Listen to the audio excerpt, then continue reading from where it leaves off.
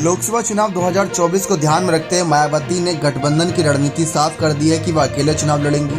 लेकिन सपा बसपा का जब पिछली बार गठबंधन था तो उससे मायावती की पार्टी को फायदा हुआ था। 2014 में 0 सीट पर थी तो वहीं 2019 में 10 सीटों पर आ गई थी और कई सीटें ऐसी रही थी जहां पर मायावती की बसपा दूसरे नंबर की पार्टी बनकर उभरी थी। हार जीत का अंतर बहुत कम था। तो ऐसे में बसपा लोकसभा चुनाव 2024 में पिछले चुनाव में जीती 10 और कम अंतर से हारी सीटों को फतेह करने की रणनीति पर काम कर रही है। इन सीटों पर पार्टी के विश्वास पात्र और जिताऊ उम्मीदवारों पर दांव लगाया जाएगा। कुछ सीटों पर पुरानों को मौका दिया जाएगा तो अधिकतर सीटों पर नए चेहरों को उतारा जाएगा। इन सीटों के लिए तैयार उम्मीदवारों के पैनल का गुप्त रूप से सर्वे करते हुए जमीनी हकीकत का पता लगाया जाएगा। जी हां, लोकसभा चुनाव 2019 की बात करें तो सपा के साथ गठबंधन पर बसपा चुनाव लड़ी थी। बंटवारे में बसपा के हाथ 38 सीट लगी थी। इनमें से वह 10 सीटें जीती थी और करीब देखा जाए तो 27 सीटों पर नंबर 2 पर रही थी। फतेहपुर सीकरी में नंबर 3 पर रही थी। बसपा सुप्रीमो मायावती का पूरा ध्यान जीती हुई और कम अंतर से हारी हुई सीटों पर है। बसपा के मौजूदा सांसदों में 1-2 को छोड़ दिया जाए तो अधिकतर दूसरी पार्टियों के संपर्क में है। कुछ सांसद तो प्रधानमंत्री नरेंद्र मोदी और मुख्यमंत्री योगी आदित्यनाथ की खुलकर तारीफ भी कर चुके हैं। कुछ ऐसे भी हैं जो विपरीत परिस्थितियों में बसपा के साथ रहना चाहते हैं। बसपा सुप्रीमो मायावती चाहती है कि पिछली बार जीती सीटों और कम अंतर से हारी सीटों पर ऐसे उम्मीदवारों को उतारा जाए जिनके जीत की अधिक संभावना हो। बसपा ने साल 2019 में अंबेडकर नगर, अमरोहा, बिजनौर, गाजीपुर, घोसी, जौनपुर, लालगंज, नगीना, सहारनपुर और श्रावस्ती सीटों पर जीत दर्ज की थी।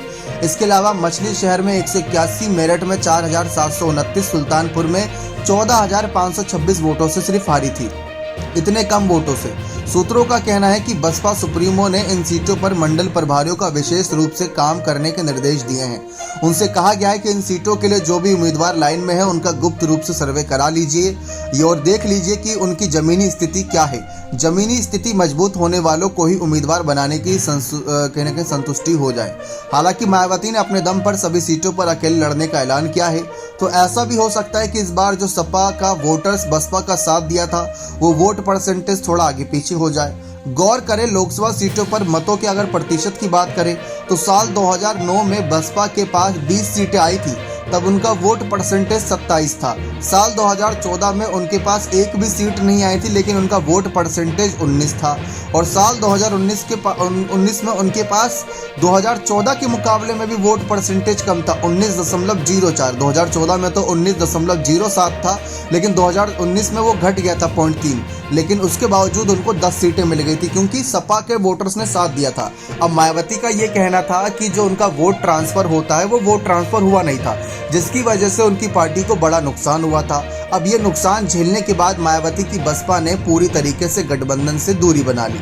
लेकिन अब इन आंकड़ों को कैसे झुटलाया जाए? साल 2009 में भले ही बसपा को तगड़ा फायदा हुआ था लेकिन मायावती ये भी कहती आई हैं कि जब से भाजपा सरकार आई है मशीनरी का दुरुपयोग बढ़ चुका है। ईवीएम के मुद्दे को उन्होंने खुलकर उठाया, बैलेट पेपर से कहीं ना कहीं वोटिंग कराने की मांग करी है। तो ये एक बड़ा मुद्दा बन चुका है। अब देखते हैं कि इसको किस तरीके से टैकल करती है मायावती, इसको किस तरीके से सामना करती हैं, क्योंकि ये बहुत बड़ा मामला है। अब देखा जाए तो दूसरी तरफ मायावती की पार्टी की नज़र इस बात पर भी टिकी हुई है कि कहीं ना कहीं लोकसभा चुनाव 2024 में ज़्यादा से ज़्यादा सीटें ताकि किंग मेकर बन सकें। जैसे कि मान लीजिए एनडीए और इंडिया दल दोनों अलग अलग है, दोनों की अलग अलग रणनीतियां हैं, लेकिन इन्हीं रणनीतियों को ध्यान में रखा जाए तो दोनों को फायदा भी हो सकता है और दोनों को नुकसान भी हो सकता है। कई मौके पर कुछ विश्लेषक ऐसे भी कह रहे हैं कि बसपा एकमात्र ऐसी पार्टी बन सकती है जो किंग मेकर की भूमिका में आ सकती है। मायावती की पार्टी ने ऐसा नहीं है कि गठबंधन ना करने की कसम खा ली हो। गठबंधन वे कर सकती हैं लेकिन उन पार्टियों से जो पार्टी इस बात की श्योरिटी दे कि उनका वोट परसेंटेज उनकी पार्टी को मिलेगा। लेकिन ऐसा उन्होंने पिछले कुछ चुनावों में एक्सपीरियंस किया कि उनकी पार्टी का वोट परसेंटेज दूसरी पार्टी के पास तो जाता है लेकिन उनकी पार्टी के पास नहीं आता। मायावती गठबंधन की फैलाई जा रही फेक खबरों को लेकर भी बहुत ज़्यादा परेशान थी, जिसको लेकर उन्होंने सोशल मीडिया साइट एक्स पर बड़ा पोस्ट किया और पोस्ट में रामगोपाल यादव के नाम का जिक्र किया। उन्होंने कहा था, सपा नेता रामगोपाल यादव के हवाले से बीएसपी के इंडिया गठबंधन में शामिल होने के लिए मुलाकात की न्यूज़ 18 चैनल पर प्रसारित खबर पूरी तरीके से गलत है, बेबुनियाद वे फेक न्यूज़। बार बार ऐसी मनगढ़ंत खबरों से मीडिया अपनी इमेज खराब करने पर क्यों तुला है? कहीं ये सब किसी एजेंडे के तहत तो नहीं? मीडिया द्वारा ऐसी अनर्गल खबरों को सपा व उनके नेता द्वारा खंडन नहीं करना क्या ये साबित नहीं करता कि उस पार्टी की हालत यहाँ उत्तर प्रदेश में काफ़ी बदहाल है और वह भी उस घृणित राजनीति का हिस्सा जो बीएसपी के खिलाफ लगातार सक्रिय है। ऐसी फेक खबरों से पार्टी के लोग सावधान रहें। इसी के साथ साथ वह विधानसभा चुनाव जो होने हैं 5 राज्यों में, उनमें भी अपनी पूरी तैयारियों के साथ उतरेगी। एक राज्य को छोड़कर वह बाकी सभी राज्यों में अपने पूरा दमखम लगाने वाली हैं। इस बात में कोई दो राय नहीं कि मिजोरम को छोड़कर बाकी राज्यों में मायावती की अच्छी खासी पकड़ है, लेकिन बसपा अपने आप को अब दिखाएगी कि वह राष्ट्रीय पार्टी क्यों कहलाती है। लेकिन जिस तरीके से जो हालात बने हैं वो इस तरफ इशारा कर रहे हैं कि जो 2019 में बसपा को 27 सीटों पर नंबर 2 की पोजीशन मिली थी, वहां पर सपा का भी बहुत बड़ा रोल था। सपा के वोटर्स ने भी उनका साथ दिया था, ऐसा नहीं था कि साथ नहीं दिया, क्योंकि आंकड़े भी अगर देखें, कुछ अगर सीट के आंकड़े भी उठाकर देखें तो वहां पर साथ मिला था। तो लेकिन मायावती ने इसको साफ कहा कि उनका वोट हमें नहीं मिला तो हम इस बार गठबंधन नहीं करेंगे।